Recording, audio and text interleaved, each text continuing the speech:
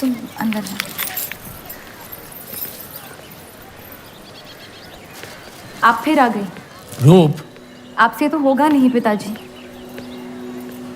मेहरबानी करके जाइए यहाँ से। मेहरबानी करके एक बार और मेरी विनती सुन लो रूप। देखिए सत्या जी, जब आपके पिता ने हम पर वो सारे एहसान किए थे, हमें पता नहीं था कि एक दिन उनकी बेटी उनके एहसानों को ब्याज समेत वापस लेने आ पहुंचेगी। मैं ब्याज लेने नहीं आई हूँ रूप, बल्कि आपसे एक एहसान मांगने आई हूँ। माफी चाहती हूँ, मैं आप पे ये एहसान नहीं कर सकती। मेरी आज़ादी बिकाऊ नहीं है। आप गलत समझ रही हैं रूप। या शायद मैं ही सही समझ रही हूँ। मैं आपकी जिंदगी से बस 1 साल मांग रही हूँ रूप,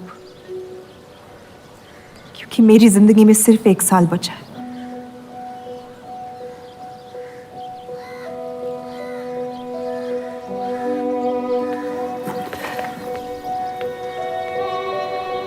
एक बार ठंडे दिमाग से सोच लो बेटा।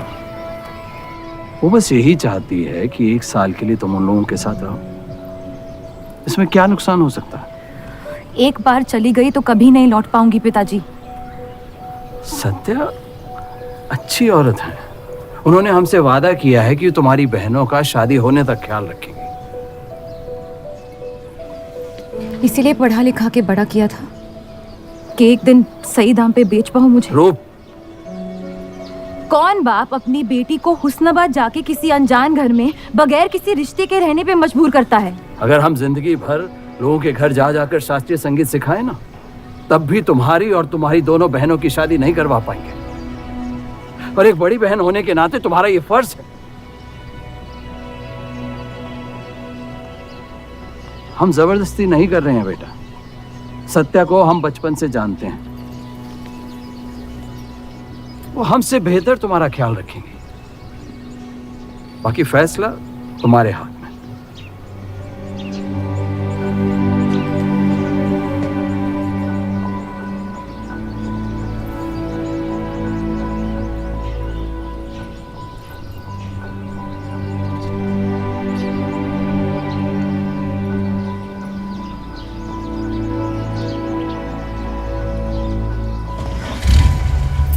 रुकिए।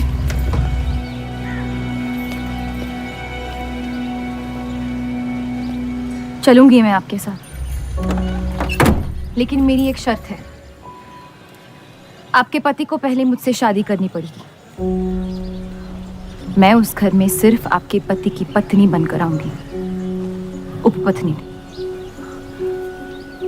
रूप, मैं बस इतना चाहती हूँ कि जब तक मैं जिंदा हूँ आप मेरे पति को जान लो, समझ लो, ताकि आपके गुजरने के बाद आपके पति मुझसे शादी कर ले। कैसी पत्नी है आप? और अगर एक पल के लिए मैं आपके इस पागलपन में शामिल भी हो जाऊं, तो इस बात की जमानत कौन देगा कि आपके गुजरने के बाद आपके पति मुझसे शादी कर लेंगे? किसी भी वजह से अगर उन्होंने मुझे घर से निकाल दिया तो फिर कहाँ जाऊंगी मैं? क्या होगा मेरा? ये सब जानने के बाद कौन अपनाएगा मुझे? सोचा है आपने? मैं वादा वादा? जब आप ही नहीं रहेंगी तो आपका वादा निभाएगा कौन? तू शादी किए बगैर मैं उस घर में नहीं जाऊंगी।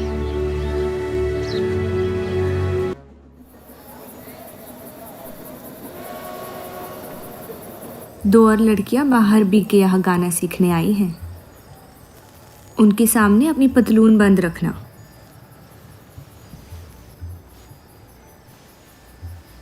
पता है, सारी हिंदू लड़कियां अमृतसर जाने की बात कर रही हैं। आप एक बार अब्दुल से बात कर लें, काफ़ी नाराज़ हैं। उस देव चौधरी ने लंदन से आते ही बंटवारे के खिलाफ आर्टिकल लिख दिया है। आज दूसरी शादी की उसने, दूसरी बीवी घर लाया है और लोग मुसलमानों को बदनाम करते हैं। देव चौधरी? हाँ मेरी जान, देव चौधरी। उसकी बीवी मर रही है और उसकी आखिरी ख्वाहिश थी कि देव दूसरी शादी कर ले।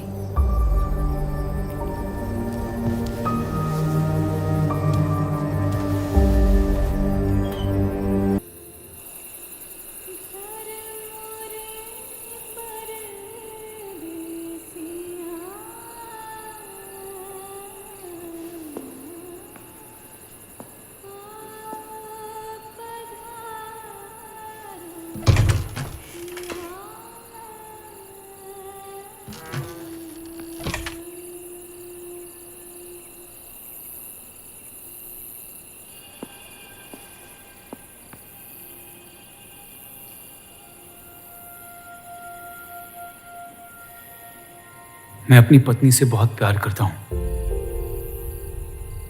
मैं नहीं जानता कि सत्या ने आपको ये शादी के लिए राजी कैसे किया, लेकिन मैंने ये शादी सिर्फ उसकी खुशी की खातिर की है। मुझे गलत मत समझिए, आपको इस घर में पूरी आबरू के साथ रखा जाएगा। इस रिश्ते में इज्जत होगी, प्यार नहीं होगा। आप मुझसे जितनी कम उम्मीद रखेगी, तकलीफ उतनी कम होगी। उम्मीद करता हूं कि आपका दिल मुझसे बड़ा हो और वक्त के साथ ना मुझे माफ करती रहे। शादी की रात को ही रुखसती दे दी। क्योंकि आपने एक ऐसे आदमी से शादी की जिससे आप कभी पहले मिली भी नहीं थी। बल्कि कई दिनों तक मैं जानती भी नहीं थी वो दिखते कैसे हैं। मेरे गुस्से में लिए गए एक फैसले ने हम चारों की जिंदगी बर्बाद कर दी।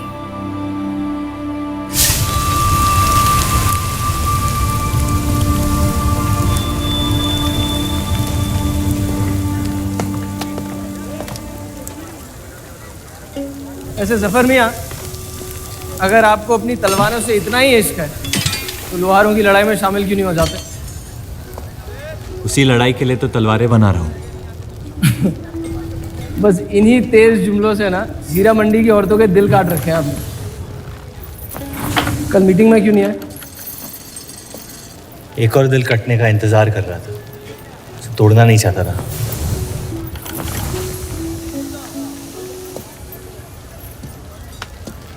देखिए जफर मियाँ, अगर औजार बनाने की मशीनें आ गई ना तो हमारे कारखाने बंद हो जाएंगे। इस बार हमारी कौम पे नहीं, हमारे पेट पे हमला हुआ। एक तरफ अल्लाह अल्लाह करते हो और दूसरी तरफ डरते रहते हो। अगर हम मेहनत करें तो कभी बेरोजगार नहीं होंगे। और रही आपके आवाम हक पार्टी की मीटिंग और बंटवारे की बात, तो मैं हरामी। मुझे खुद के अब्बा ने उनका नाम तक नहीं दिया। जो आदमी अपने हक के लिए नहीं लड़ा, वो आवाम के हक के लिए क्या लड़ेगा? चलिए छोड़िए।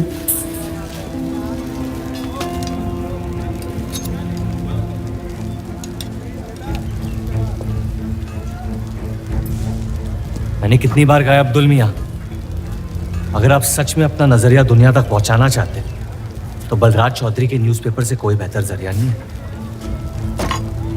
आपके कहने से हम गए थे दिल्ली टाइम्स के अखबार वालों से मिलने, लेकिन जब से उस बलराज चौधरी का बेटा विलायत से लौटा है, बंटवारे के खिलाफ एक मुल्क एक आवाम के आर्टिकल छापने में मशगूल है। इनकलाब खून बहा के लाया जाता है, बातें करके नहीं। सही कहा आपने जफर मियाँ, बिल्कुल सही फरमाया। चलिए आ जाइए हमारी तरफ।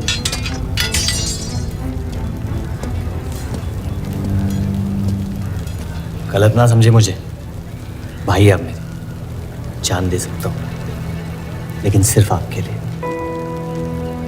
बस मुझे इन चौधरियों के मसलों से दूर रखिए अब अब्दुल मियाँ।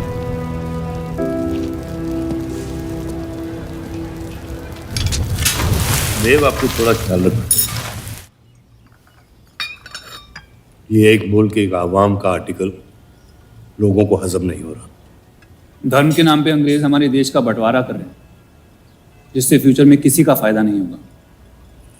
लेकिन उनके बिना हम अपना देश भी तो नहीं संभाल पा रहे। उसके बारे में क्यों नहीं लिखते हैं आप? वक्त के साथ हम सब सीख लेंगे, अगर साथ में रहे तो। इस मकसद का मसीहा तुम्हें किसने बनाया? मैं बस एक आवाज हूं जिसमें लोगों तक पहुंचने की ताकत है, या बहकाने की ताकत? या उन्हें सही राह दिखा रहा हूं, जिस सही राह में यकीन आप भी करते हैं, बस सियासत से डरते हैं।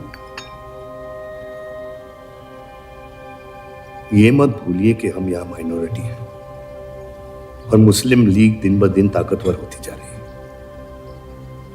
आप अपने दिमाग से सोचें, दिल से नहीं। अगर मैं ऐसा कर पाता तो फिर बात ही क्या थी। कभी कभी दिमाग का दिल से हार जाना जरूरी होता है।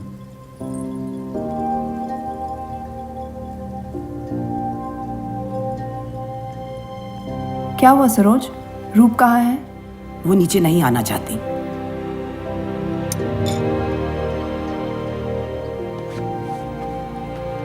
चलता हूं। कोई बात नहीं, उन्हें उनका नाश्ता कमरे में ही दे दे। जी। देव को हमेशा लगेगा कि मैंने उसके साथ ज्यादती की, लेकिन आपने जो किया है सही है। जिंदगी पर भरोसा रखिए, उसने जो उलझाया है वही खुद सुलझाएगी।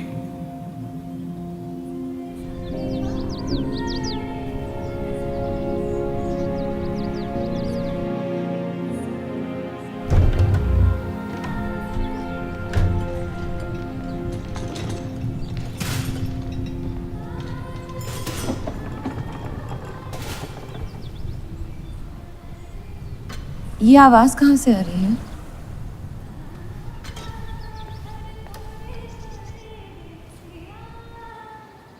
बहार बेगम की हवेली से। किसी जमाने में हुस्नाबाद की सबसे मशहूर मुजरे वाली हुआ करती थी, लेकिन फिर उन्होंने नाचना छोड़ दिया। अब गाना सिखाती हैं।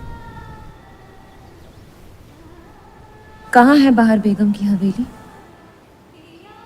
हीरा मंडी में, इस शहर का सबसे बदनाम मोहल्ला। उस जगह का सिर्फ नाम लेने से ही लोगों के नाम खराब हो जाते हैं।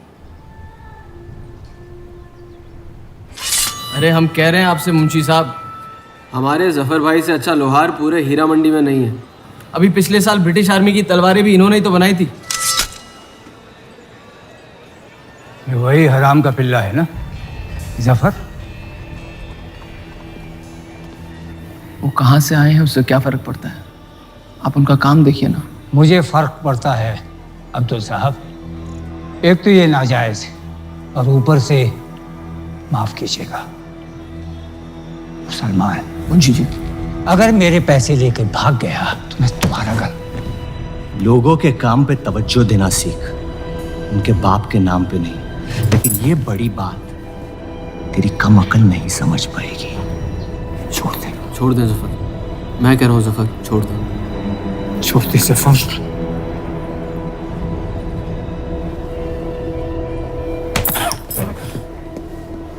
जफर! वो लिहाज तो है नहीं इन लोगों में। अरे एहसान मान हम लोगों का, जो तुझ जैसे हरामियों को अपने मोहल्लों में रहने देते हैं। एक तो ये हमारी वजह से हीरा मंडी में पड़ रहे हैं, और ये क्या कर रहे हैं? कचरा बढ़ा रहे हैं, कचरा।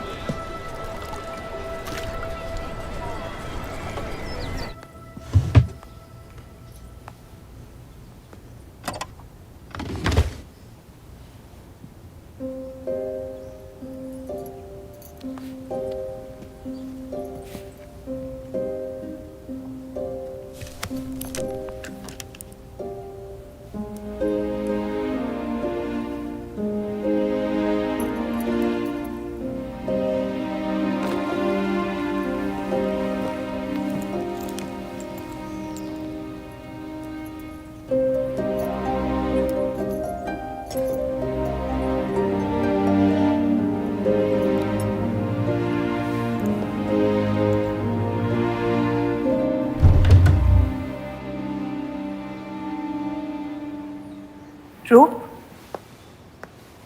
कब तक कैद रहेंगी आप अपने कमरे में?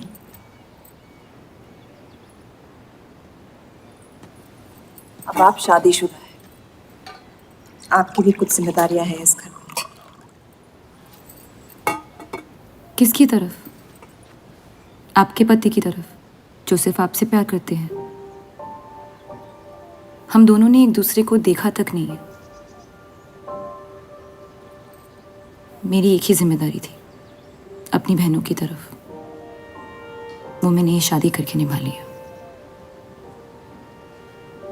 देव के अखबार में काम करना शुरू कर दो, उनके साथ थोड़ा वक्त बिताओ, देखना सब कैसे बदलने लगेगा। मैंने घर पर बात करनी है। सबका कितना ख्याल रखती हैं आप। मैं आपकी दुश्मन नहीं हूँ रूप, बस अपने बाद आपकी जिंदगी को बेहतर बनाने की कोशिश कर रही हूँ। पता है, मेरे माँ बाप को लगता था कि लड़कियों को पढ़ाना लिखाना फजूल है, वरना अगर मैं पढ़ी लिखी होती तो इतने बड़े अखबार में काम करने का मौका कभी नहीं गंवाती। मैं फिर रियाज शुरू करना चाहती हूँ। बिल्कुल, करना भी चाहिए। अगर आप चाहो तो मैं अभी एक अच्छे गुरुजी का इंतज़ाम करवा सकती हूँ। नहीं, मैं हीरा मंडी जाके बाहर बेगम से सीखना चाहती हूँ।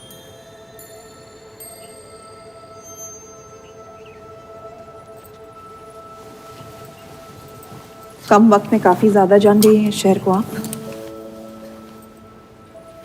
पर इस घर के उसूल को नहीं जानती।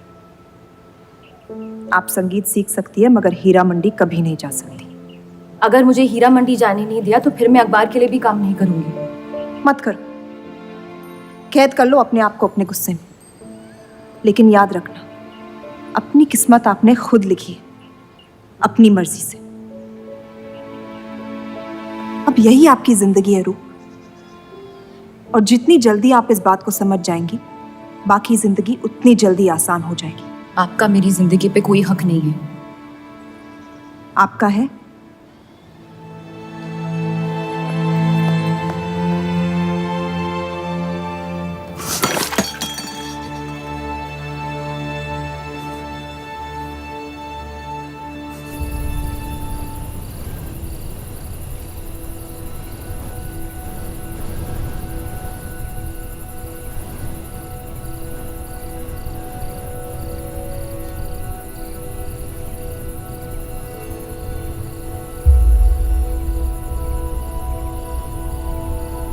हरगिज नहीं।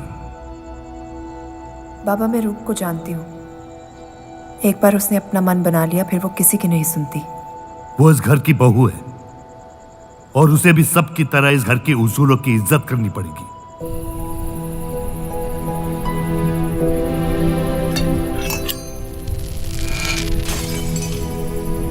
आपके कहने पर हमने उन गलियों की तरफ देखा तक नहीं, लेकिन हम रूप से ये उम्मीद नहीं रख सकते। इससे पहले वो कोई गलत कदम उठा ले हमें उसे जाने की इजाजत दे देनी चाहिए। और यही एक मौका है देव और रूप को करीब लाने का।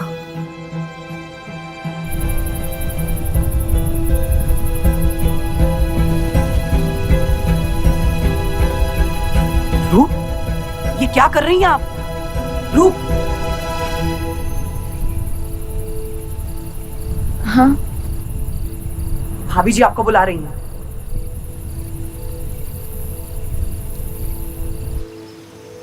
मेरी जिद और उनके उसूल के बीच मेरी जिद जीत गई।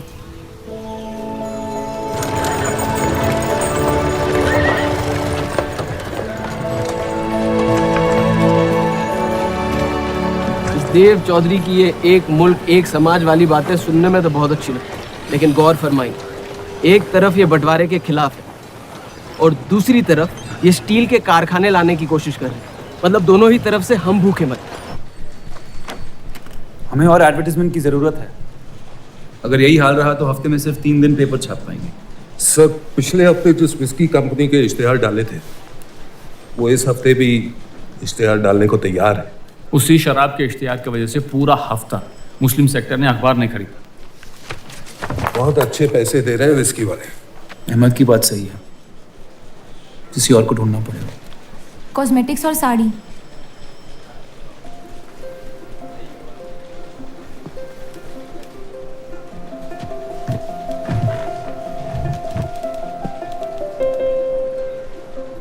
काजल और कपड़ों से तो किसी को एतराज नहीं हो सकता। शराब के बदले लक्स साबुन का इश्तेहार डालते हैं पेपर में। इन इश्तेहारों की वजह से औरतें भी पेपर खरीदेंगी। माफी चाहती हूँ, बस ख्याल आ गया तो बोल दिया। मैं देव चौधरी से मिलना चाहती हूँ। और आप कौन? रूप, उनकी पत्नी।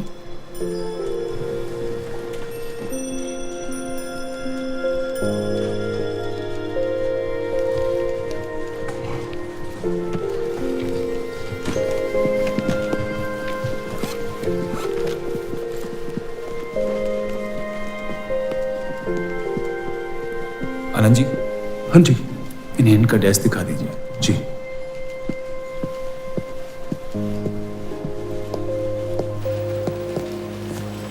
माई सेल्फ अनंत पाल। नमस्ते। वैसे ये कौन है?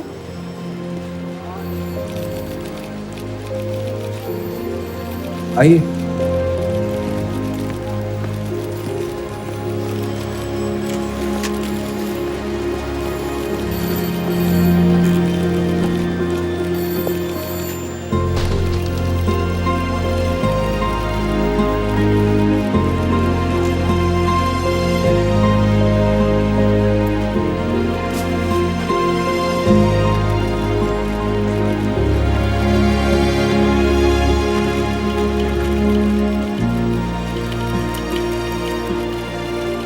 कमाल है, पति पत्नी एक दूसरे को जानते तक नहीं। निकाह हुआ है इनका शायद। उस दिन अगर पर्दे के पीछे आप भी होते तो देव साहब को पता नहीं चलता।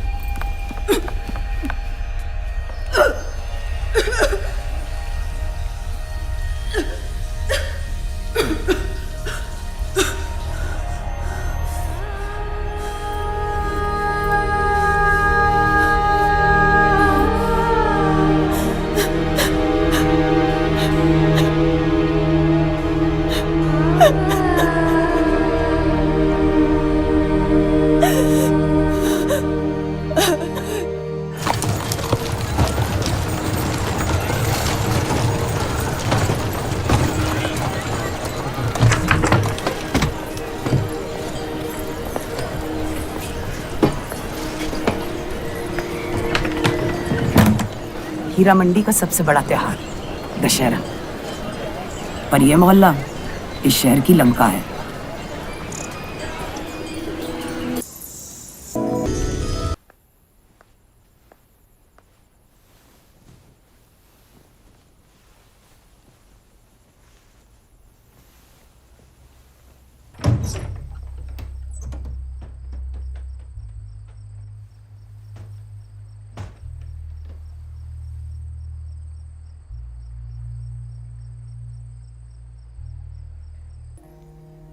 एक अरसे के बाद ऐसी आवाज सुनी है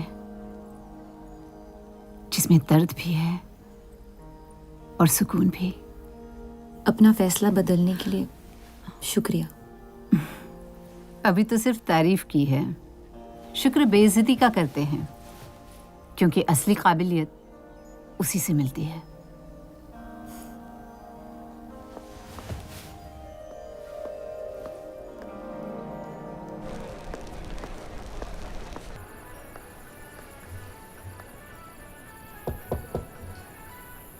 बोलिए।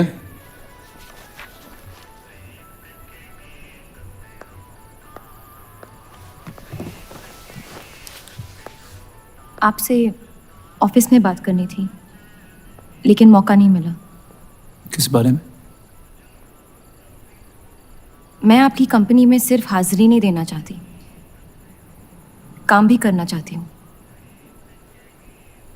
मैं एक आर्टिकल लिखना चाहती हूँ। किस मुद्दे पे? हीरा मंडी पे। उस इलाके के लोगों को देख के लगता है कि हर घर में कई कहानियां छुपी हुई है। अगर आप कोई ऐसी कहानी ले आए जो पढ़ने लायक हो तो छाप देंगे।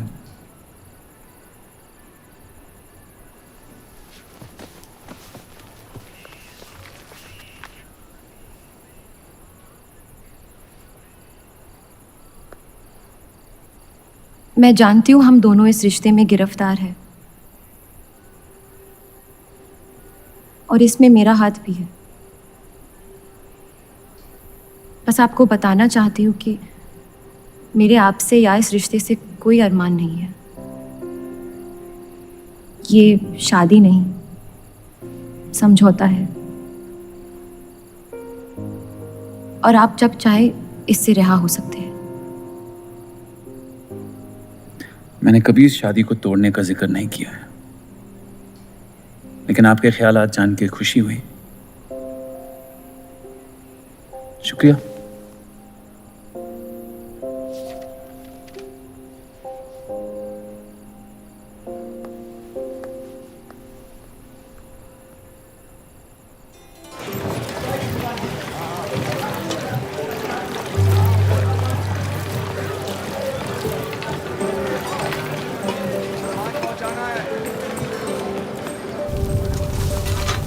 सुनिए, ये अब्दुल खां कहाँ मिलेंगे?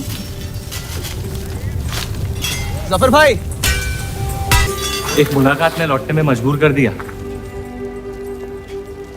आइए, आज मन भर देता हूं आपका, लेकिन आपसे मेरा मन नहीं भरेगा, वक्त जाया हो जाएगा मेरा।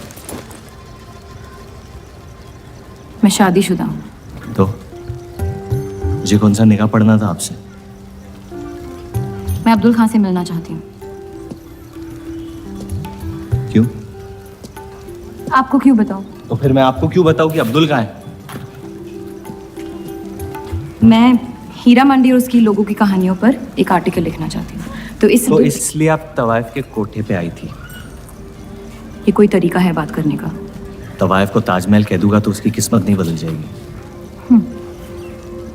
सारी औरतों को एक ही नजर से देखते हो? नजर तो एक ही रहेगी, लेकिन आप चाहे तो नजरिया बदल सकती है मेरा। मेरे ऐसे कोई शौक नहीं है। होंगे भी कैसे? अपनी शादी के हालात में गिरफ्तार जो है,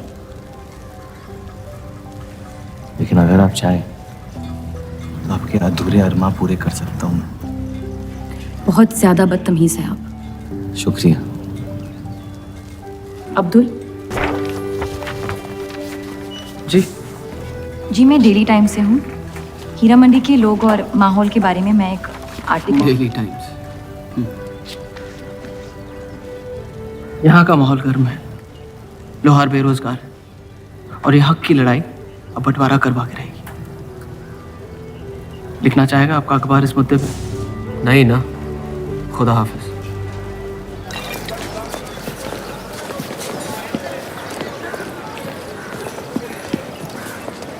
क्या चाहिए? उसका जवाब मत देना। बस पूछना चाहता हूँ, आपका काम हो गया? आपको अचानक क्या हो गया? नहीं, वो अब्दुल मियाँ बड़े तंग मिजाज के, पूरा दिन बंटवारे के लड़ाई में उलझे रहते हैं। हमें क्या लेना, जब तक हमारा इलाका हमारा है सब ठीक है। चलो, शुक्र है कम से कम अपने इलाके की तो इज्जत करते हैं आप। मुझ पे यकीन करना मुश्किल हो सकता है, जानता हूं। और क्यों है इस इलाके से इतना लगाव? खूबसूरत लड़कियां रहती हैं यहाँ। खूबसूरत भी और आसान भी।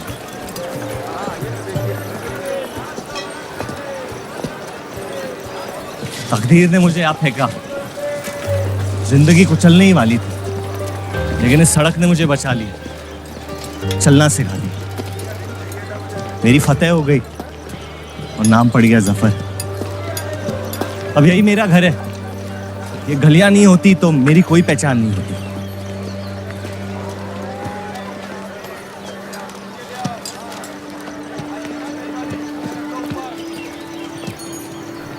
मुझसे बेहतर हीरा मंडी को कोई नहीं जानता। तो रुक। बहुत अच्छा है आपका, माशाल्लाह।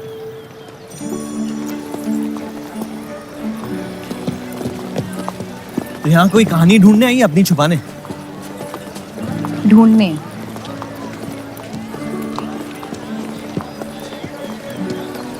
अपनी शादी में खुश हैं आप?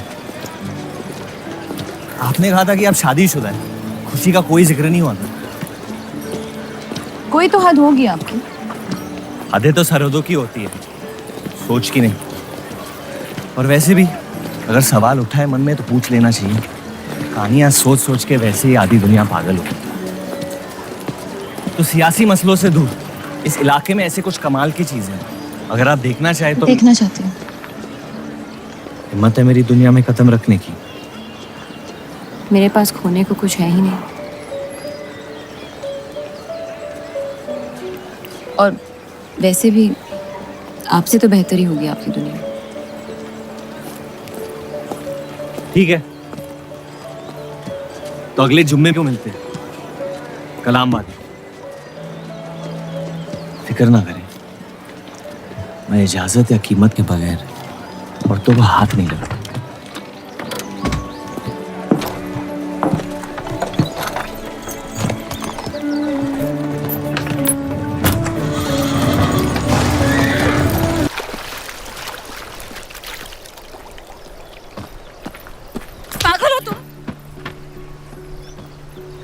इतनी जल्दी आपसे तुम तक का सफर तय कर लिया आपने? क्यों बुलाया मुझे यहाँ? आप कहानी ढूंढ रही थी, मैंने आपको एक किस्सा दिखा दिया। डर गई? क्यों? तुम मर सकते थे। मौत हक है, और मुझ जैसे नाजायजों के पास ना कोई खास मकसद होता है, ना ही आपकी तरह कुछ खोने को होता है। इसलिए मौत से डर नहीं लगता।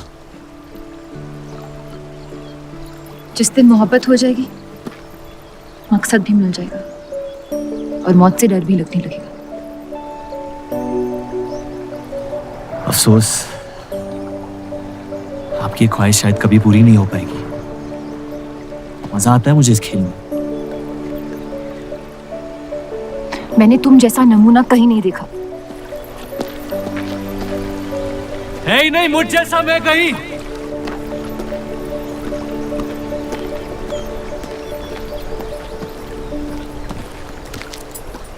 ये वही जर्नलिस्ट लड़की है ना? इसे तो छोड़ दे। एक दिन छोड़ दूंगा। अच्छी लड़की है बेचारी। जरूरत से ज्यादा, इसलिए शायद बुरे ख्यालात भी नहीं आते इसके बारे में। सुना है शादीशुदा है। आप जानते हैं ना आप क्या करें?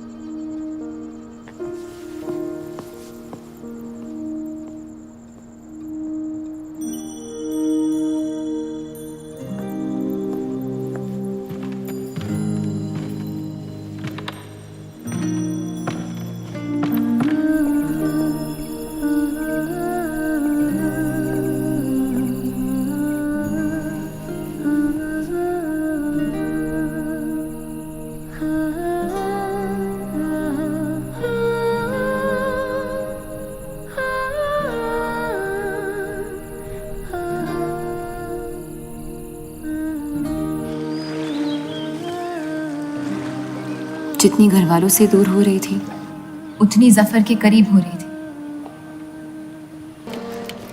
ये छापने लायक नहीं है।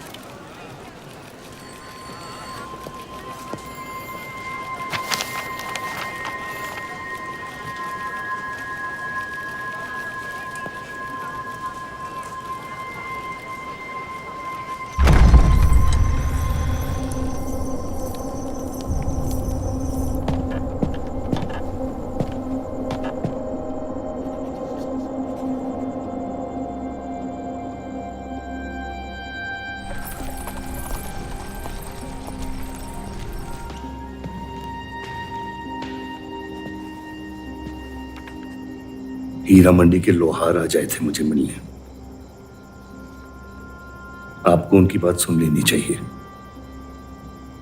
वरना वो हमारे मुस्लिम स्टाफ को स्ट्राइक पे जाने पर मजबूर कर सकते। बाबा, साफ साफ बताइए किस बारे में बात करना चाहते हैं आप? रूप।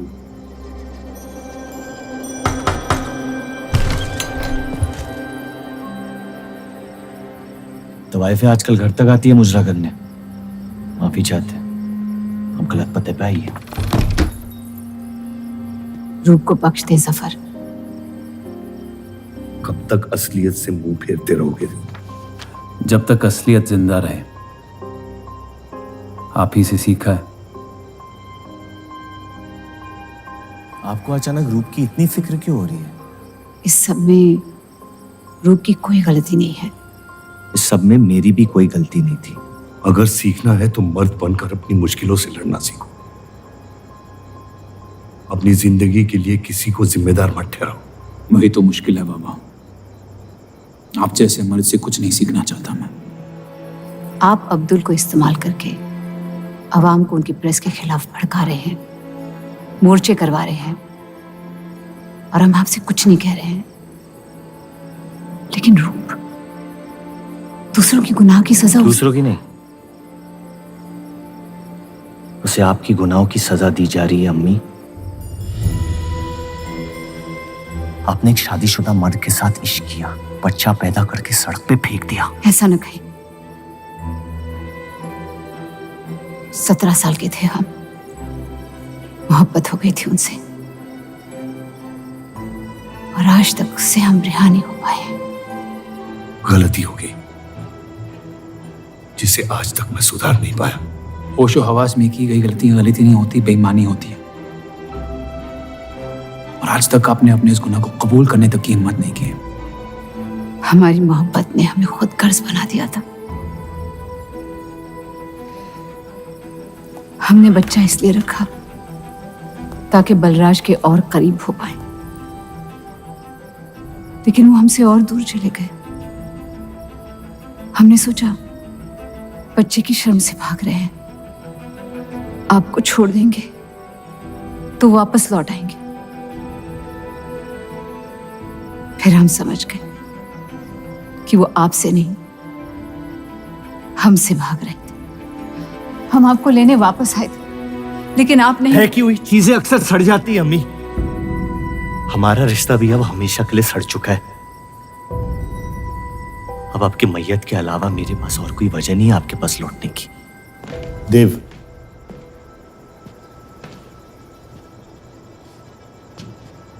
बस एक बात कहना चाहता हूं। मेरी भी शादी जबरदस्ती हुई, इसीलिए मैंने इस घर के बाहर प्यार ढूंढने की कोशिश की। कहीं रूप के साथ ऐसा ना हो जाए।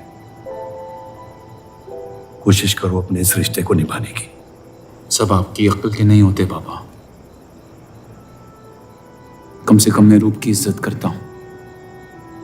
आपने मां की कभी इज्जत नहीं की, और उसकी पूरी जिंदगी ये सोचने में निकल गई कि शायद उनमें कोई कमी थी। आपके बच्चे तक को कबूल करने को तैयार थी। पता नहीं इतनी हिम्मत कहां से लाती थी वो।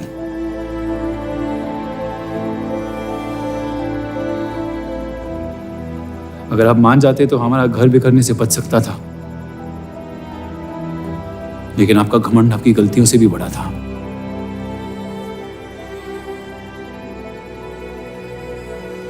उस लड़के की कोई गलती नहीं है, लेकिन अगर अब उसे मिल भी लूंगा तो आपसे और नफरत हो जाएगी। हमारा घर आपने बर्बाद किया है, लेकिन वजह वो है। तो मुझे अपनी रिश्ते कैसे निभानी चाहिए इस बात की सलाह आप ना ही दे तो बेहतर है।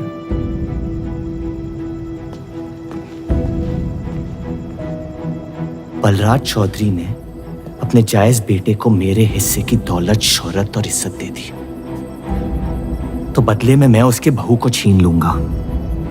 और मेरे पास कुछ खोने को तो है नहीं। हरामियों का कोई वजूद नहीं होता, उनका कोई ईमान नहीं होता, किसी को उनकी जरूरत नहीं होती है। यही सुन सुन के बड़ा हुआ हूं मैं। लेकिन अब बस, जिस लड़की को वो अपना घर आबाद करने के लिए लेके आए थे, उसी लड़की से मैं उनका घर बर्बाद कर दूंगा। फिर क्या होगा? ये सब करने से आपको अपने अब्बा, अपना बचपन, अपनी इज्जत, अपना हक वापस मिल जाएगा। अपनी आंखों से नफरत हटाएं, फिर उस लड़की की मोहब्बत देख पाएंगे आप। इंतकाम की आग ने आपको अंधा बना दिया है। अपने अब्बा को बर्बाद करने के तैश में आप खुद को बर्बाद कर रहे हैं। मंजूर है, सब कुछ फना कर दूंगा। उन्हें पता भी नहीं चलेगा कि उनकी तबाही हुई कैसे। जिस आदमी ने मेरा इनकार किया था, वो खुद आके मुझसे माफी मांगेगा, और तब उसकी उम्मीद पर मैं ऐसी आग लगाऊंगा कि जहन्नम भी 2 पल देखते रह जाएगा। उसे अपनी कर्मों की सजा मिलकर रहेगी, और उसके बदले में अगर मेरे कर्म बिगड़ जाए तो वो भी मुझे मंजूर है।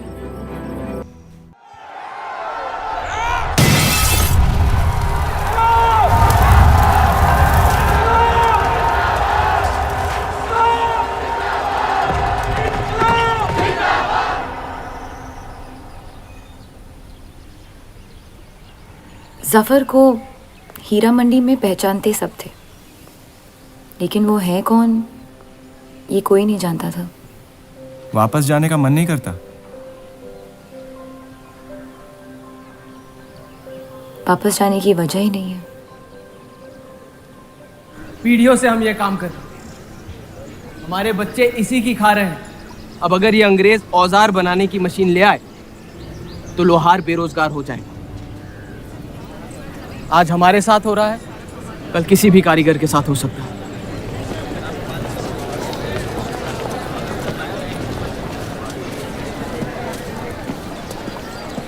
आपके कहने पे हमने चौधरी की फैक्ट्री से भी कारीगर बुलाए थे। को लगता है बात चौधरी तक पहुंचेगी और वो हमारा सपोर्ट करेंगे। उसके पेपर के आवाम हक पार्टी से दुश्मनी पुरानी है। बलराज चौधरी जैसे लोग कभी कभी अपने मजहब को अपना मकसद समझ लेते। सही कहा आपने। अगर वो अपने मजहब के लिए लड़ सकते हैं तो हम क्यों नहीं? ये लड़ाई इंसाफ की नहीं, हक की। और अब आपकी आवाम अपने खोए हुए हक को छीनने के लिए तैयार है।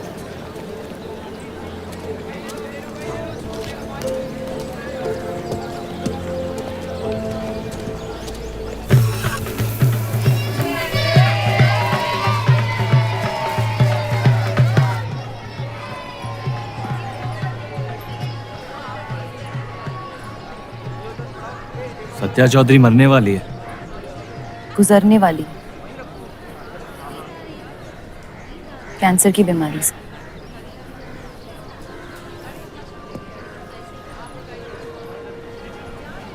और उसके मरने के बाद क्या होगा? तुम उसकी तख्त पर बैठोगी, तुम्हारा शौहर तुम्हें पहली बीवी की इज्जत देने लगेगा, तुम्हारी शादी खुशहाल हो जाएगी।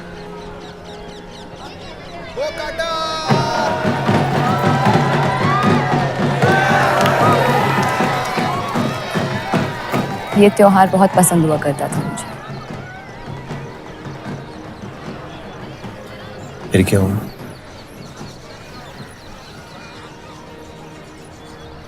पतंग की उड़ान उम्मीद भर देती थी मुझमें। अब सिर्फ कटी पतंगों पे ध्यान जाता है मेरा। यहाँ के लोग अपने पतंगों से बेहिसाब इश्क करते हैं, लेकिन इन्हें अपनी उड़ाने से ज्यादा दूसरों के गिराने में मजा आता है। तुम हर चीज में बुराई ढूंढते हो। हाँ,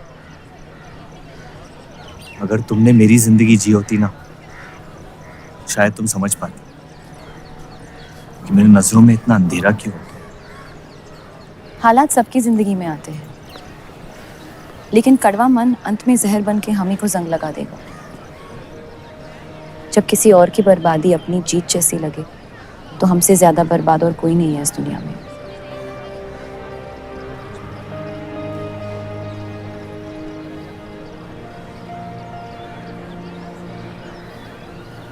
तुम्हें कभी प्यार हुआ है?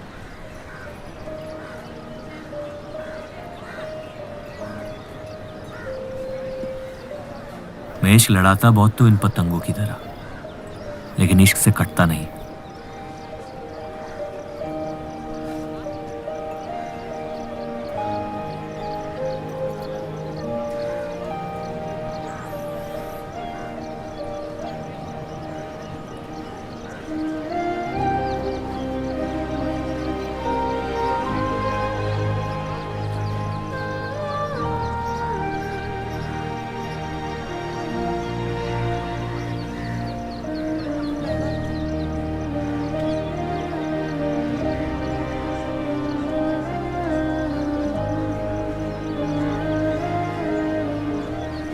निकलना चाहिए,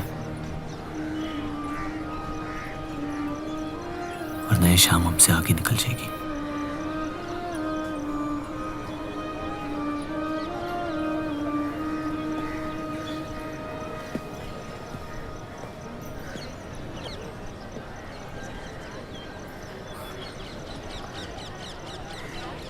आप सही थे, मेरे अंदर कुछ बदल गया है। सफर की वजह से मुझे लगता है मुझे आप शादीशुदा हैं। वो शादी नहीं सौदा है। सोचना गलती है, लेकिन उस पर अमल करना गुनाह है। आपके अलावा और किसी को नहीं पता। मुझे लगा आप समझेंगी। कोठा चलाते इसका मतलब ये नहीं कि धोखा देने के लिए हमसे इजाजत ली जाए। मैं आपकी बेइज्जती नहीं करना चाहती थी।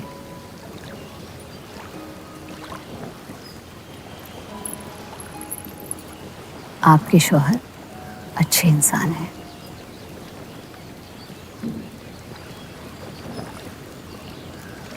सिर्फ अच्छाई काफी होती है पूरी जिंदगी बिताने के लिए।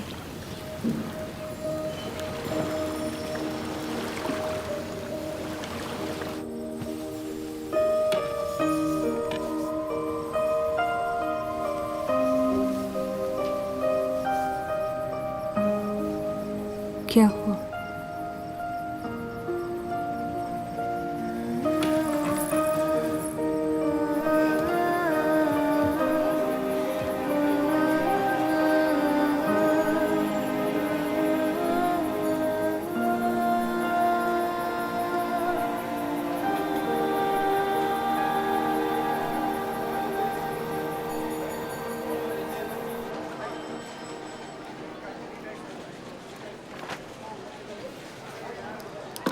मुझे कुछ वक्त चाहिए सोचने के लिए। सोचना क्या है? अगर स्टील इंडस्ट्री आ गई तो सब लोहार बेरोजगार हो जाएंगे। क्या ये खबर छापने लायक नहीं? लेकिन इंडस्ट्रीज आने से देश का बहुत फायदा हो सकता है और आप सब उन फैक्ट्रियों में काम कर सकते हैं। हम गुलामी नहीं करते। सवाल देश की तरक्की का है, किसी की गुलामी का नहीं। पहले अंग्रेजों की गुलामी की, अब हिंदुओं की। यही करता रह जाएगा मुसलमान यहाँ। बात को पलटने की कोशिश मत करिए। अगर हम हर जाति बहस में धर्म को घसीट लेंगे तो ये देश हमेशा चलता रहेगा। मुस्लिम लीग इलेक्शन जीत चुका है। अब आप मुल्क की नहीं, बस अपनी फिक्र कीजिए। सबकी फिक्र करने की आदत है मुझे, और यही फर्क है आप में और मुझ में। मैं लोगों के हालात का इस्तेमाल करके उन्हें बहकाता नहीं। सही कहा आपने। बात मजहब की ही है। एक बार हमने अपना मुल्क बना लिया ना, तो फिर हमारी चीखें तो जाया जाएंगी नहीं। लेकिन तब आपकी चीखें कौन सुनेगा देव साहब?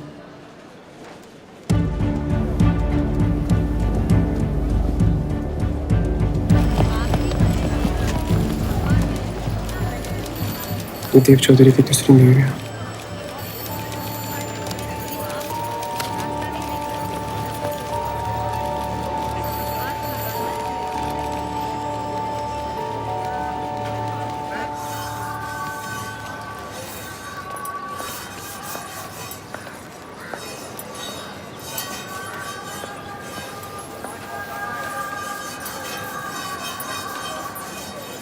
मुंशी जी तुम्हें कॉन्ट्रैक्ट देना चाहते हैं।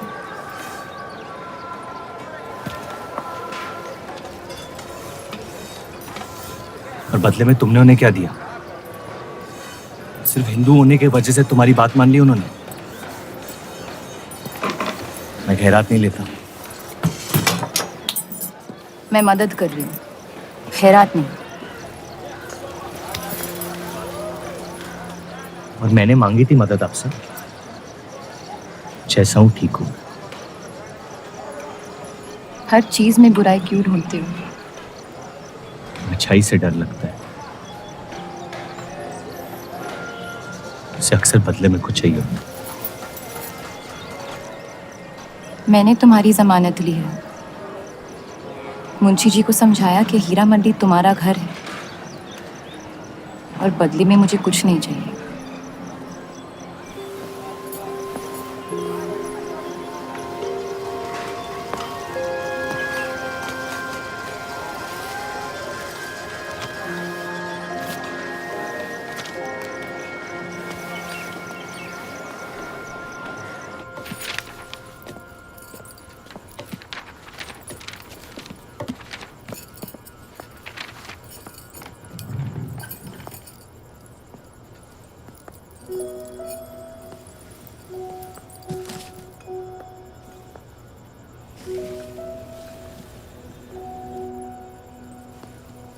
पढ़ना पसंद है?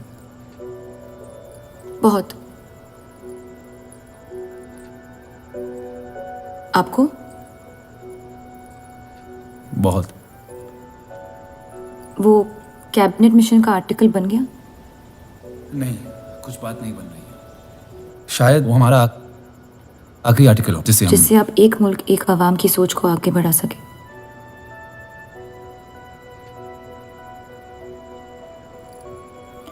आज़ादी की कीमत बंटवारा है। जितनी जल्द हम इस बात को मान ले उतना फायदा होगा। वो लोग आपका नजरिया कभी नहीं समझेंगे।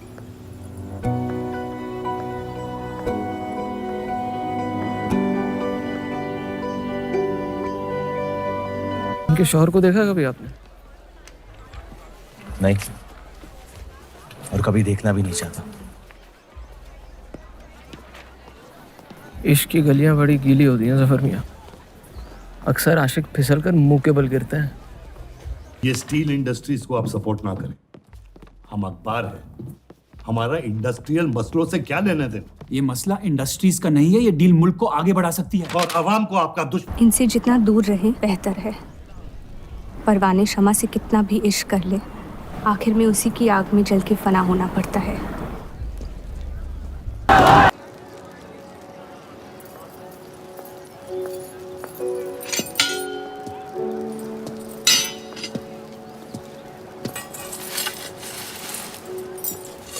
मुझे देख के रास्ता क्यों बदल देते हो? तुम्हें शहर दिखाने में इतना मशगूल हो गया था कि अपनी जिंदगी के रास्ते भूल गया। मैं हुस्नाबाद छोड़ के जा रही हूँ।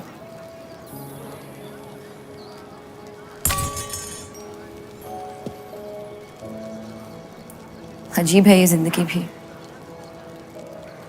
पहले मुझे यहाँ आना नहीं था और अब यहाँ से जाना नहीं है। मुझे यकीन है कि तुम्हारे शौहर जहाँ तुम्हें लेके जाएंगे तुम वहाँ खुशी ढूंढ लोगी। मैं उनसे प्यार नहीं करती, ना ही वो मुझसे करते हैं।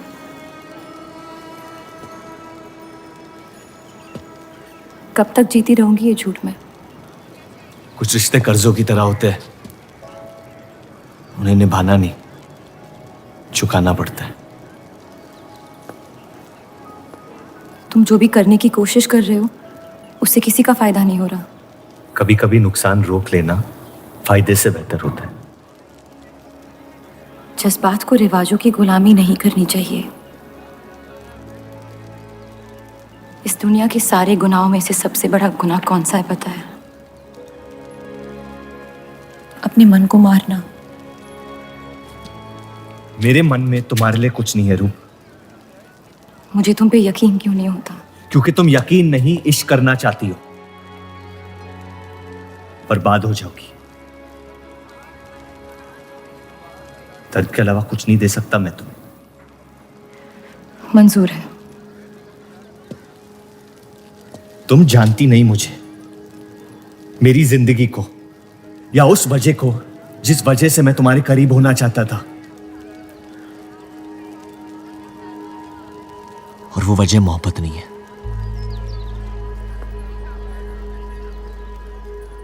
प्यार ना करने की 1000 वजह मिल सकती है डर के बाजार में, लेकिन प्यार करने की सिर्फ एक ढूंढनी होती है, अपने दिल में। मुझे अपनी वजह मिल गई है, बाकी तुम्हारी मर्जी।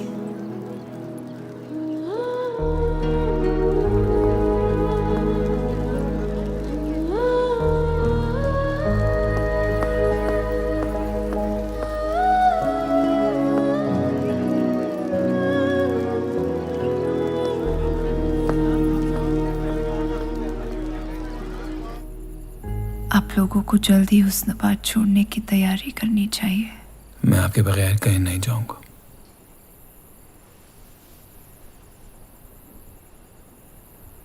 मैं तो जा रही हूँ आपके बगैर।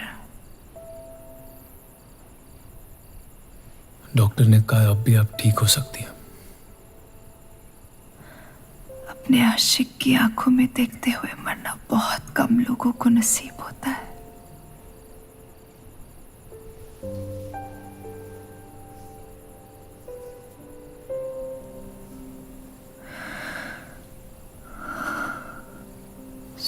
खून के आंसू हैं, बह जाने दीजिए। मेरा सुकून तो लेके जा रही है आप। अब क्या करूंगा जिंदगी का मैं?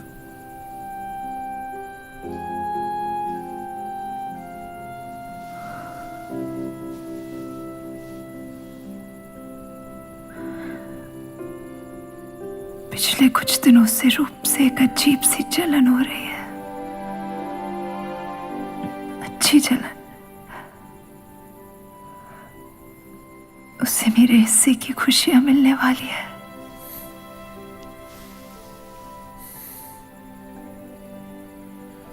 आपकी जगह कोई नहीं ले सकता। मैं उसे अपनी जगह देना चाहती हूँ।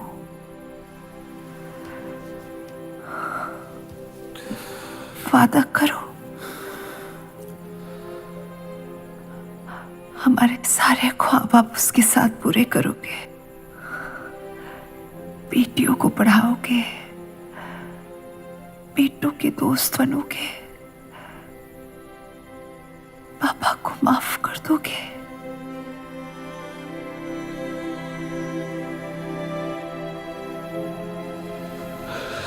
मुझे मत छोड़ो सत्या, रुक जाओ।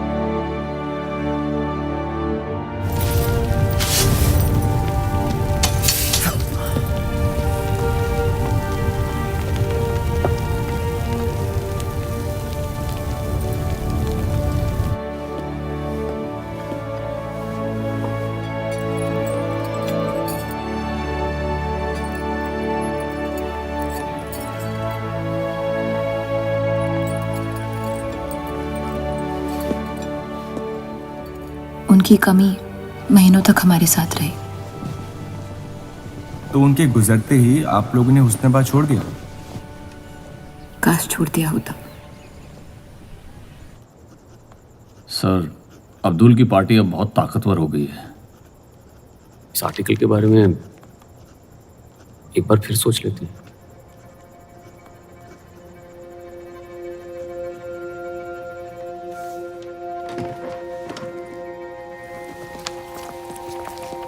ईद मुबारक। आपको भी। क्या वो जानते हैं वो क्या करने जा रहे हैं? वैसे ही हवा में हक के लोग हमारे खून के प्यासे हैं। इस आर्टिकल के बाद यहाँ के लोहार हमें जिंदा जला देंगे।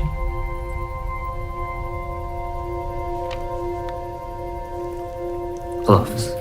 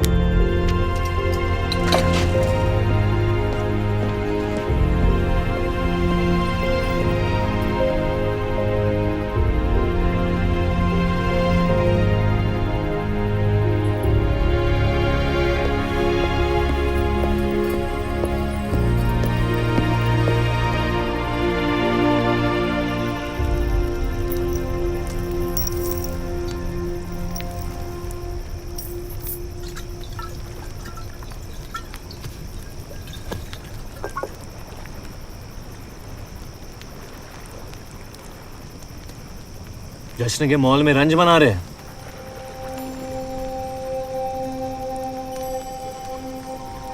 किसने कहा मैं रंज बना रहा हूं? जश्न में लोग मिलकर शराब पीते हैं। तनाश शराब रंज में पी जाती है।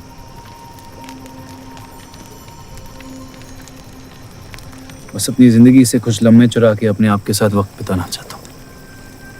लोगों की तरस से भरी आंखों से थक गया हूं। मैं भी।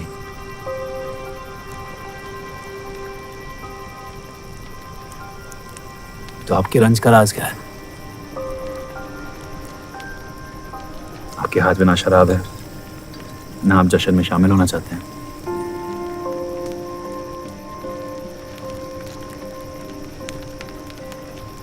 अनजानों को राज बताना बहुत आसान होता है, मन भी हल्का हो जाता है और इज्जत भी बनी रहती है। मुझे इश्क हो गया है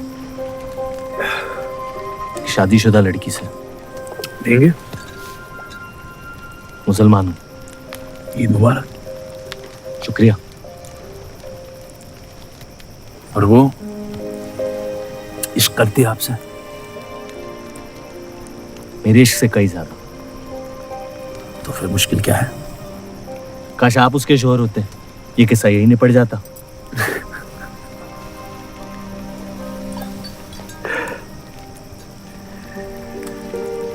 एक बार बात तो करके देखें।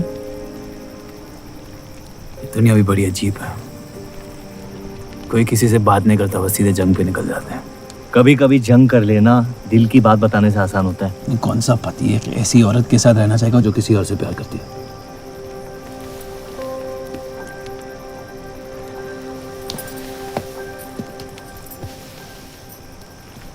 लेकिन इसमें एक और राज है। वाह वाह, मैं कहानी सुनने आया था, आपने कटहरा खड़ा कर दिया। मसला ये है कि मैंने उसे सिर्फ आधे सच बताए। तो पूरे बता दो। इतना आसान नहीं है। अक्सर इतना ही आसान होता है।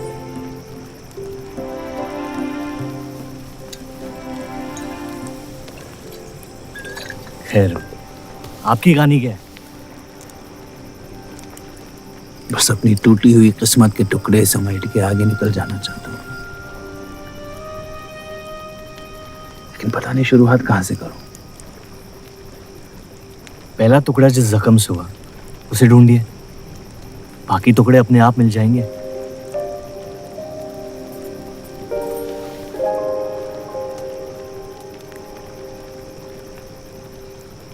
तो कितनी औरतों के साथ सोए आप? ये कैसा बेहुदा सवाल है? मतलब एक 18 साल की उम्र में शादी होगी। आप कितनी लड़कियों के साथ सोए हैं? उतनी गिनती नहीं आती है मुझे।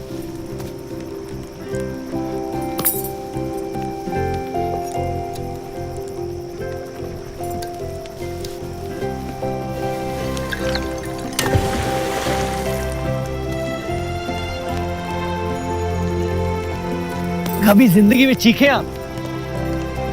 आइए, आज गला फाड़ के जिंदगी को बोल देते हैं, उसके धोखों से हारेंगे नहीं हम।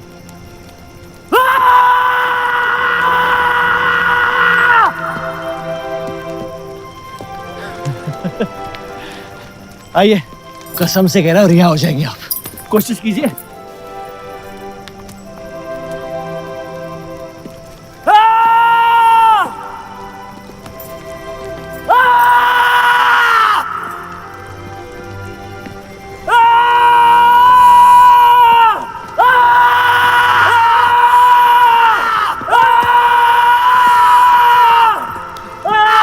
बस बस बस।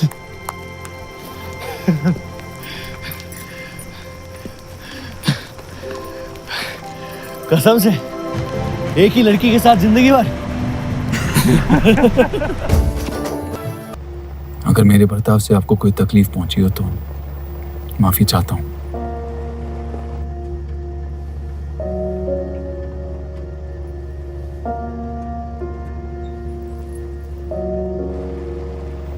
अब या तो आप अलग हो सकती हैं या इस शादी को एक और मौका दे सकती हैं।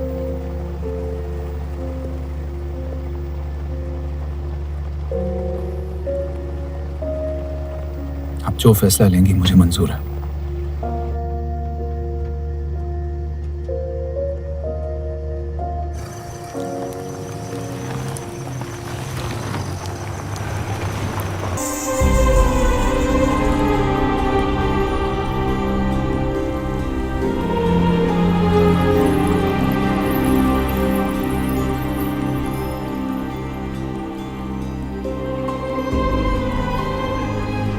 आपके कोठे के दरवाजे हमेशा खुले रहते हैं?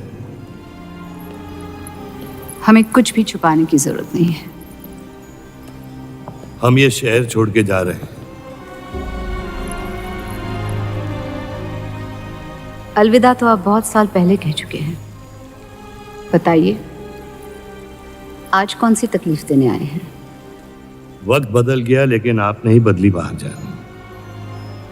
अब अपने बेटे को इस्तेमाल करके आप हमारे खानदान को तबाह करना चाहती हैं। समझाइए उसे, रूप हमारी बहू है। खुदा के मजाक का भी जवाब नहीं। जिस आदमी ने इतनी जिंदगियों का तमाशा बनाया, आज वो अपनी इज्जत बचाने के लिए गुजारिश करने आए हैं। वक्त ने आपको भी नहीं बदला बलराज साहब। हमने आपको साफ साफ समझाया था कि हमारा रिश्ता गलत था, लेकिन आप सच्चाई बर्दाश्त नहीं कर पाई और जिंदगी भर हमसे धोखा करने का तमाशा करती रही। तो क्या यही कहकर तसल्ली देते रहे आप अपने आप को? रिश्ता गलत था तो क्यों बार बार लौट के आते थे हमारे दरवाजे पे? मोहब्बत आपको भी हुई थी बलराज साहब, लेकिन समाज के डर से एक दिन अचानक कूड़े की तरफ फेंक दिया हमें। घिन आती है आपकी खुदगर्जी पर। मेहरबानी करके यहां से निकल जाइए।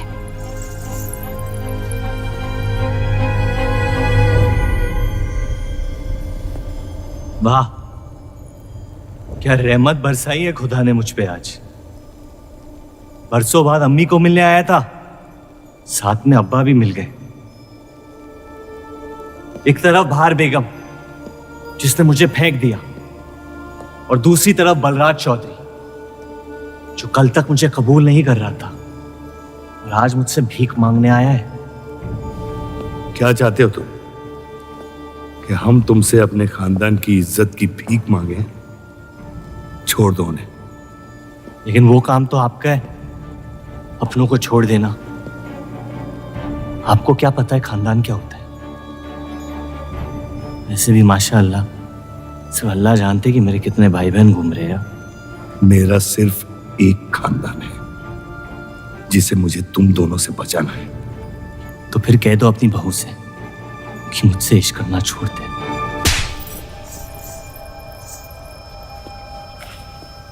मैंने कहा था ना, गिरा दो इसे। इसकी पैदाइश ने हमारे रिश्ते का कत्ल कर दिया। क्या आपकी असलियत को जाहिर कर दिया? यह हमारी औलाद नहीं है, हमारी एक गलती का नतीजा है जिसे हम जिंदगी भर रिहा नहीं कर पाएंगे। जफर, छोड़ दो इन्हें। जफर,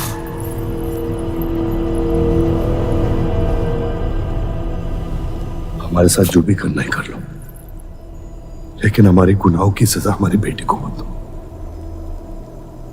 उसने कुछ नहीं बिगाड़ा तुम्हारा। मेरी मुलाकात हुई थी उससे आज।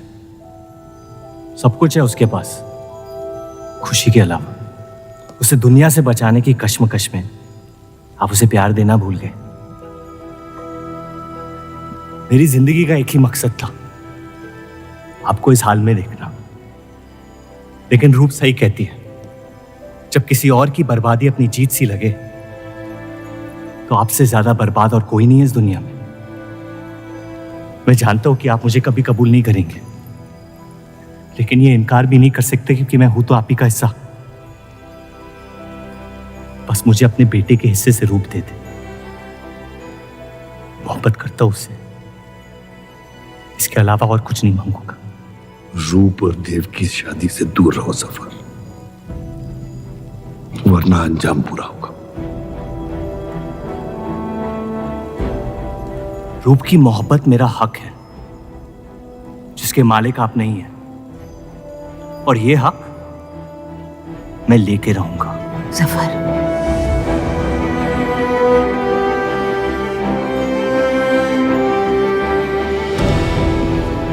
हम जानते हैं कि आप हमारी किसी भी बात पर राजी नहीं, लेकिन इस बार आप जानती हैं कि हम सही हैं।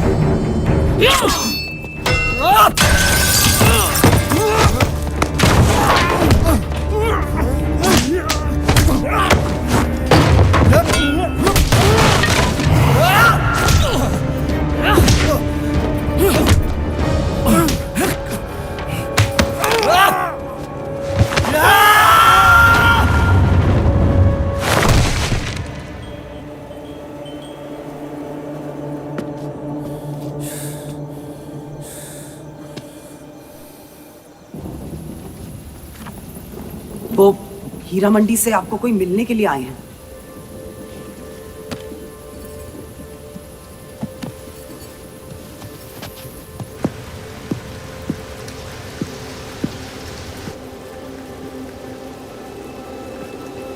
क्या हुआ मियाँ?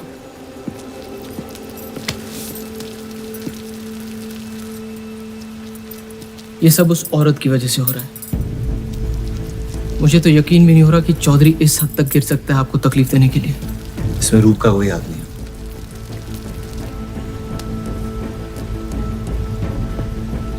इश्क का अंधापन अक्ल के दरवाजे बंद कर देता है। आपको दिखाई नहीं दे रहा चौधरी आपके साथ क्या खेल खेल रहा है, लेकिन मैं अंधा नहीं हूं। आप चाहें तो उसे माफ कर दीजिए, लेकिन अब आपका बदला उस औरत से मैं लूंगा।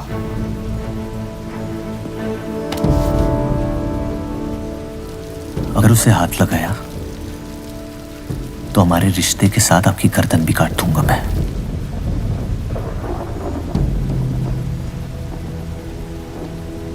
मोहब्बत अक्सर गलती करवाती है, कहा था हमने।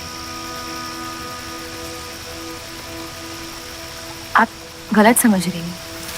कसम खाई थी हमने कि इस चौखट पर कभी नहीं आएंगे, लेकिन आज आपने उस कसम को तोड़ने पर मजबूर कर दिया। आप नहीं जानती मेरा हाल क्या है। और अफसोस अब वो बिगड़ने वाला है। जफर हमारा और बर्राज का बेटा है।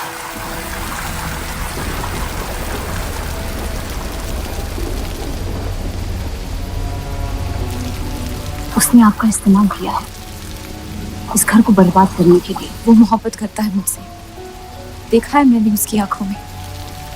शुरुआत से झूठ बोला उसने आपसे। उसने अपने हालात में कुछ गलतियां की होगी, लेकिन हमारी मोहब्बत सच्ची है। पढ़ी लिखी हैं आप, अक्लमंद हैं। हीरा मंडी का लड़का है वो। उसकी जिंदगी में बिस्तर के बाहर किसी भी औरत की कोई कीमत नहीं है। और आपसे तो हम बिस्तर भी नहीं होना चाहता था। बस वो यही चाहता है कि किसी भी तरह भरे बाजार में बलराज चौधरी को जलील कर पाए। और आपके अंधे इश्क ने उसके सपने को पूरा करने का मौका दिया। यही सच्चाई है, मान ले। अगर आप अपने शौहर को छोड़ के उसके पास भी चली जाती तो वो आपको कबूल नहीं करता। मोहब्बत उससे करते हैं जो आपकी इज्जत कर सके। आपसे आपकी मोहब्बत से ज्यादा मोहब्बत कर सके। रूप, आप उसका इश्क नहीं, इंतकाम है। और वो सिर्फ अपने इंतकाम से मोहब्बत करता है।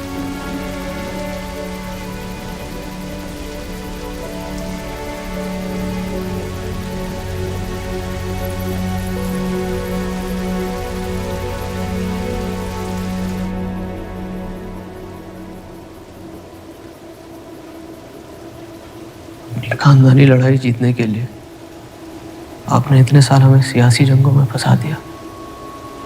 सही कहते हैं सब, हरामियों का कोई ईमान नहीं होता।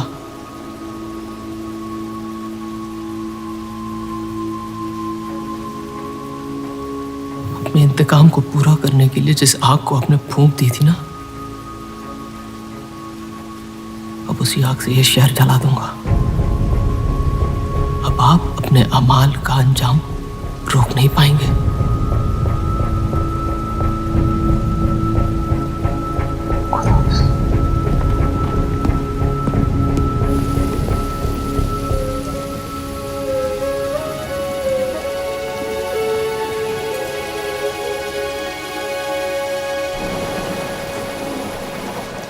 जरूरी था। जफर हमसे नफरत शुरू से करते हैं।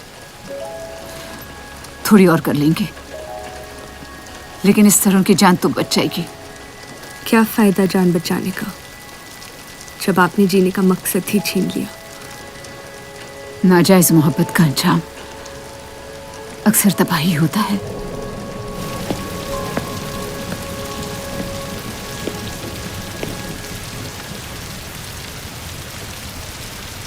जफर नाम है उसका, तुम्हारा भाई, जिसे तुम ईद के दिन पे मिले थे।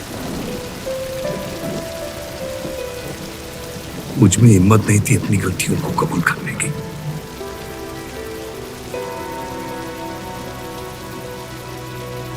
माफ कर दो मुझे।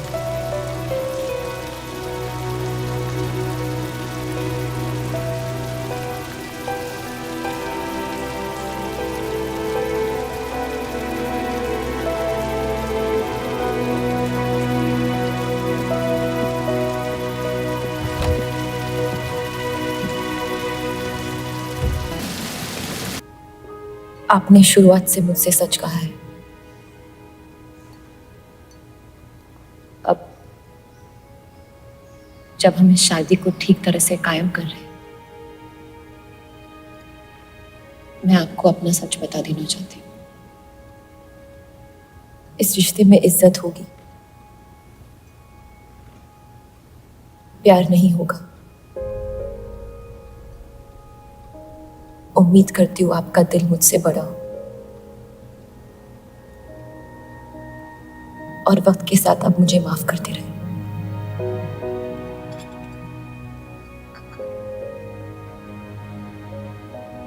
आप किसी से प्यार करती थी?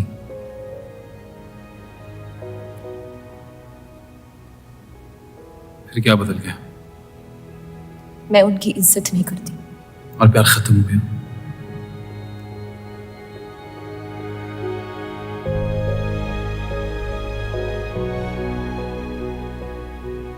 आपने कहा आप इस रिश्ते को कायम करना चाहती हो, अब क्यों?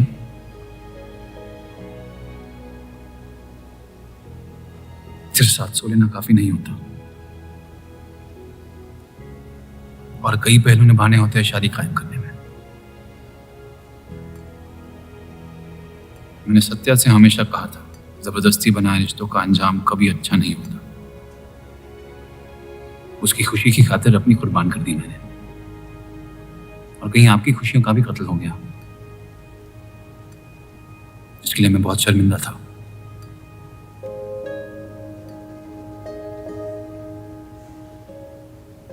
वक्त के साथ वो शर्मिंदगी शायद चाहत में बदलने लगी।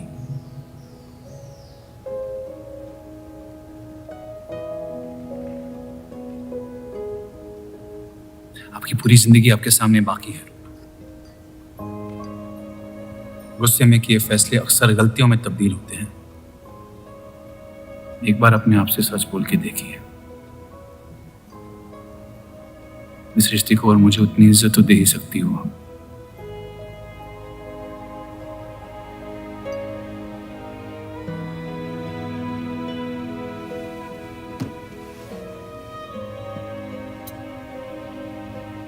पति पत्नी का रिश्ता रिवाजों से नहीं, प्यार से बंधना चाहिए।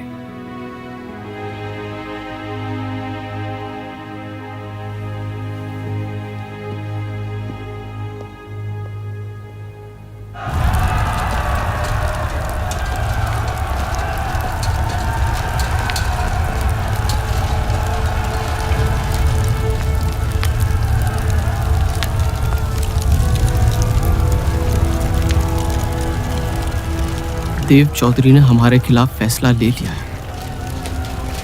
मैंने भी एक फैसला लिया, उन चौधरियों को खत्म करने का। सोच लीजिए, अब जो हमारे साथ नहीं वो हमारा दुश्मन है।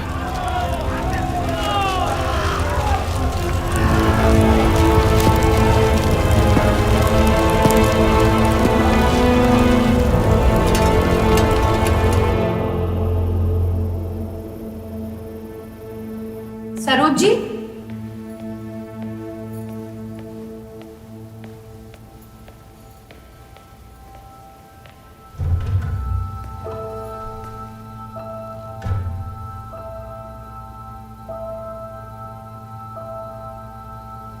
सरोज जी,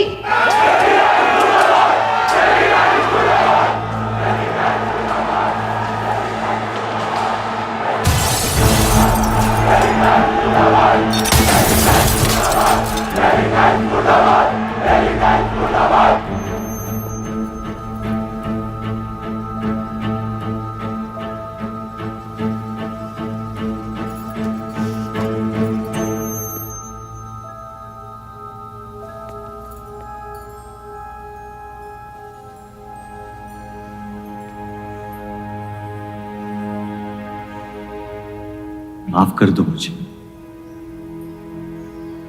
बस यही कहने आए हो? क्या फर्क पड़ता है, वैसे भी तुमने अपना फैसला ले लिया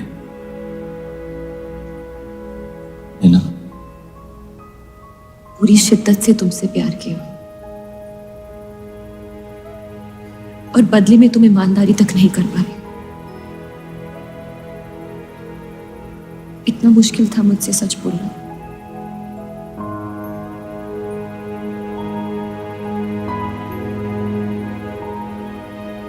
पूरी जिंदगी दिल में एक चीज भर के रखी थी, नफरत। सबको धोखा दिया ताकि अपने अब्बा से इंतकाम ले सकूं। तुमने मेरे नफरत को बेघर कर दी और मेरे दिल में मोहब्बत भर दी। तो मेरे दिल को बदल रही थी, मैं डर गया तुम्हारी मोहब्बत से, जो सब इस घर से चाहता था तुमने मुझे दिया। अगर तुम्हें सच कहता तो खो देता। झूठ बोल के पा लिया क्या मुझे?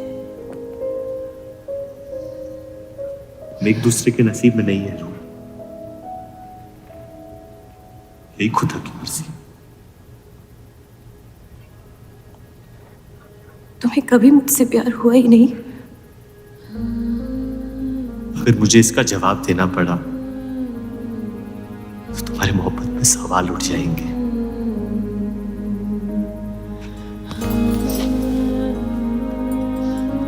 तुम कभी सीधा जवाब क्यों नहीं देते जफर?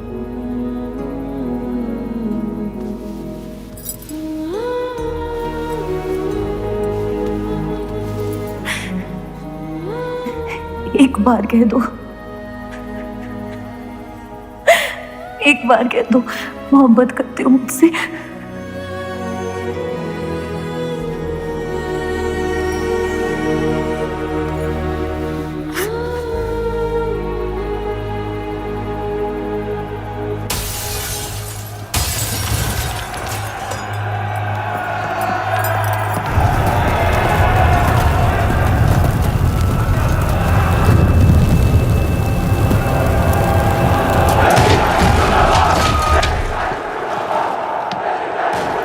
पीछे की दरवाजे से। चलिए आनंद जी।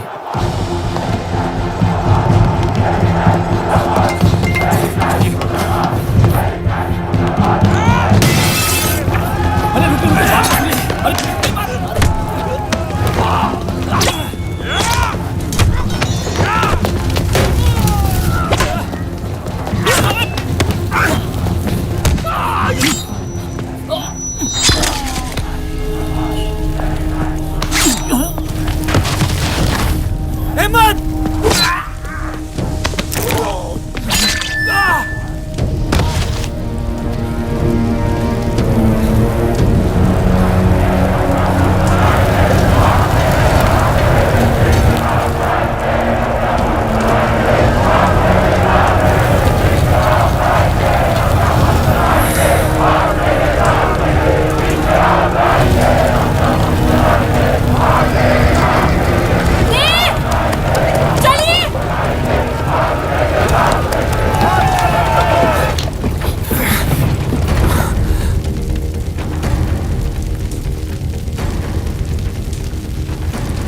कर दो तीनों को।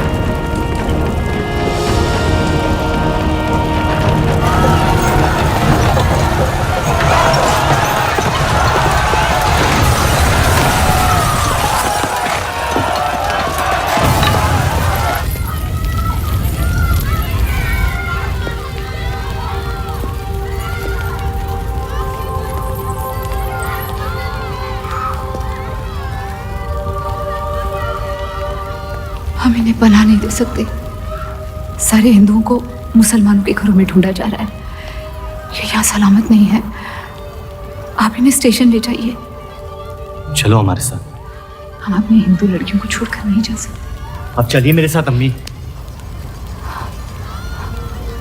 जहाँ हमारी पैदाइश हुई थी शायद वही हमारी मौत आएगी। जाइए, आप जाइए।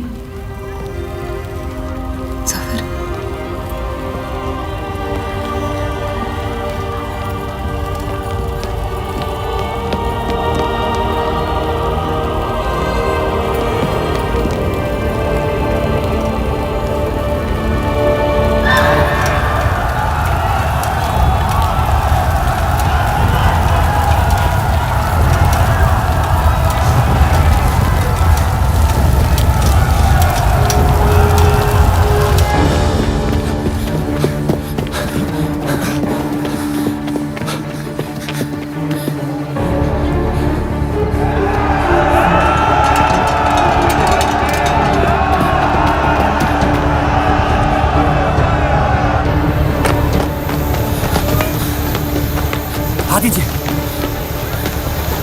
चलिए इस तरफ।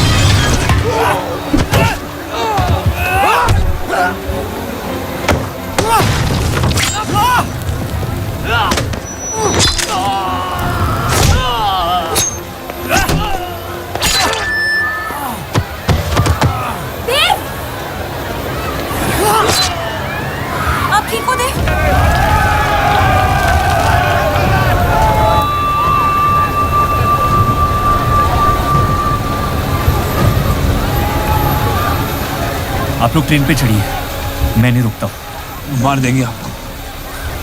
ये मेरे लोग हैं, मुझे कुछ नहीं करेंगे।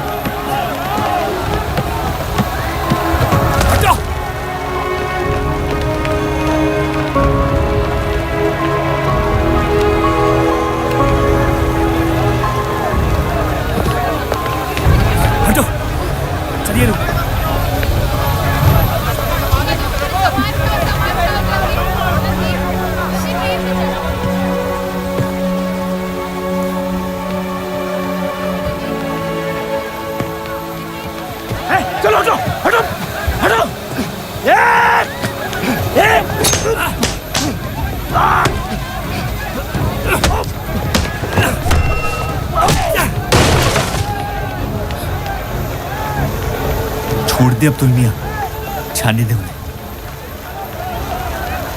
मेरी खातिर।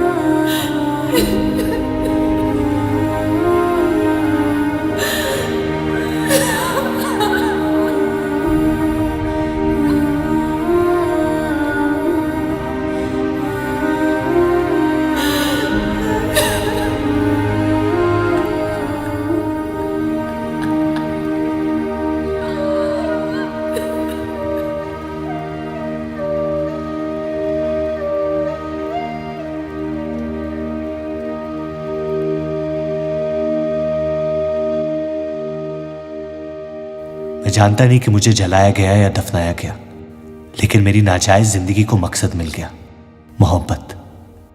और वो मोहब्बत हमेशा जिंदा रहेगी।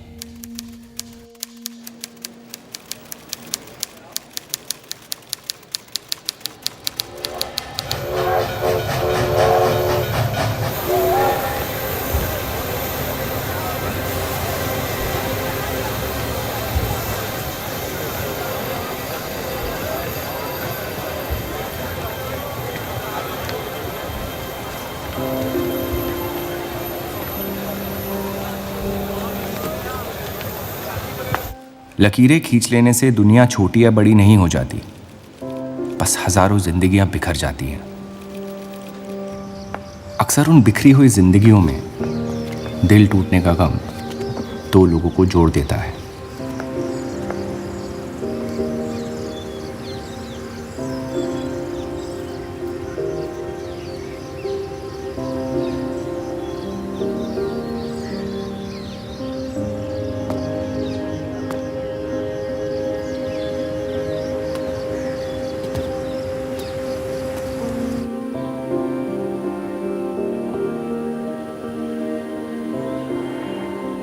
डेली टाइम्स अखबार के देव और रूप का किस्सा भी बंटवारे की उन हजारों कहानियों में से है जो इतिहास की चीखों में कहीं खो जाएंगी।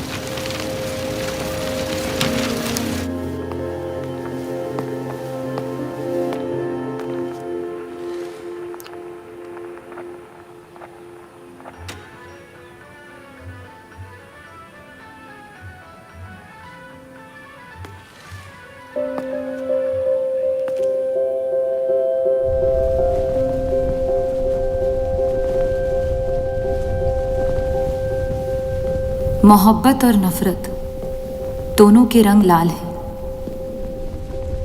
लेकिन फर्क ये है कि नफरत से दुनिया बर्बाद हो जाती है और मोहब्बत में खुद बर्बाद होना पड़ता है।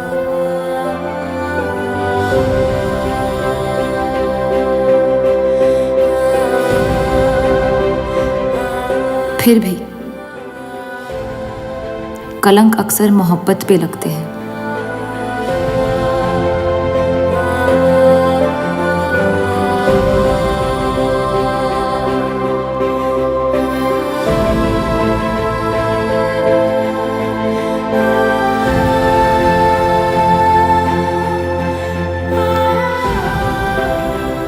हमारी ये कलंक से रंगी मोहब्बत कभी मिटेगी नहीं, हमारे अंदर हमेशा मौजूद रहेगी।